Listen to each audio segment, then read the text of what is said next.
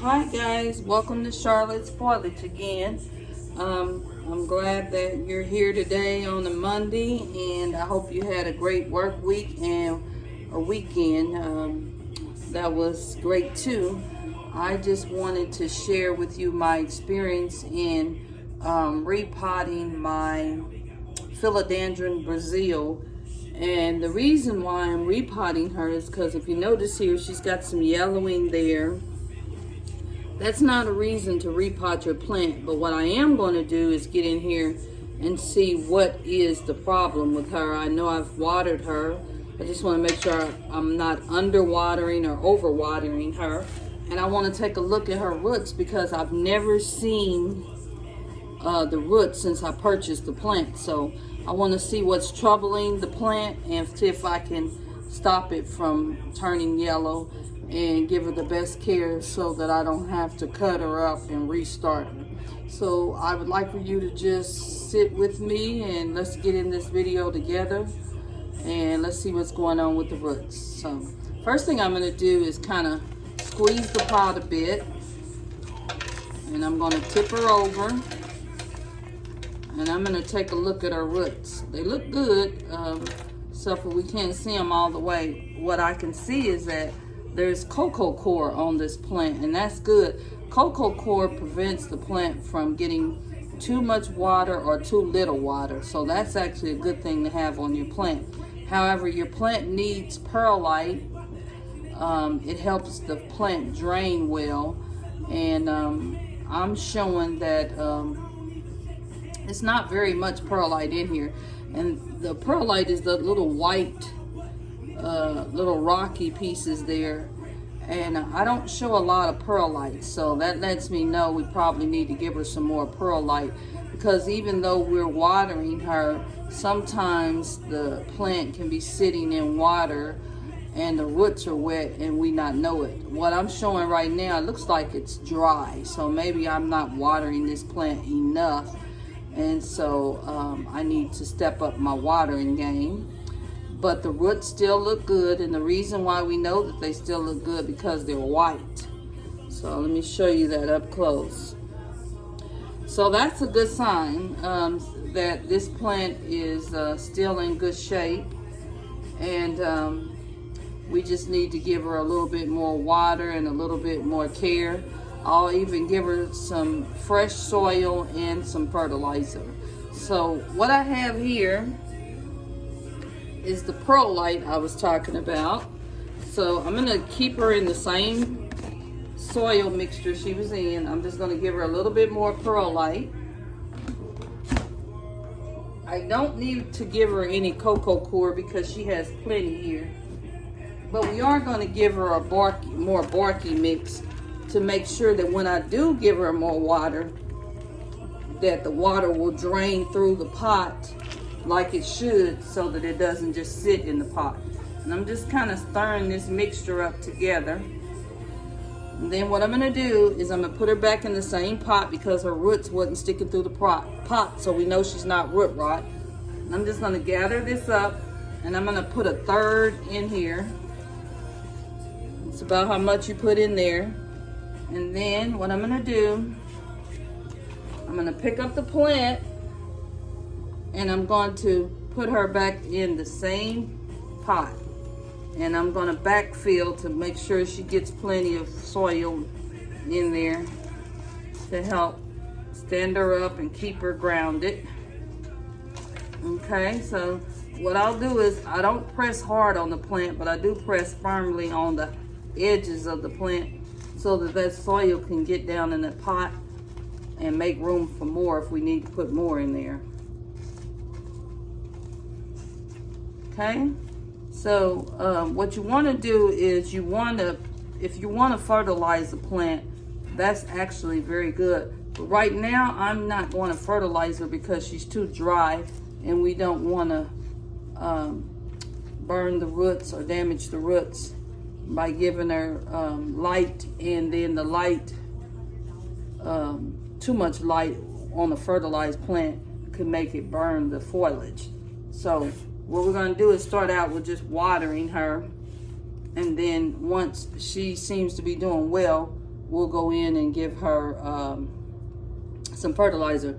I do have a cover pot here that this plant was in, and this helps us show that it's getting the proper drainage. The water should drain in here after we water her. So let's go right into watering her. I'm gonna get my watering can and I'll show you up close just how I water her thoroughly.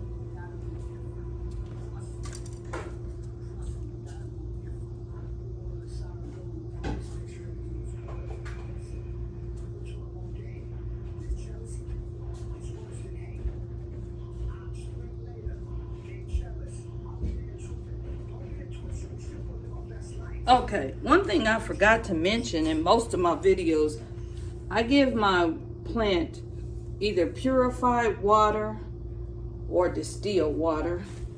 Some plants prefer it, especially your calatheas. There are some plants that you don't have to have it, but instead I just give it to all my plants, and I feel like I'm giving them the best care when I do that.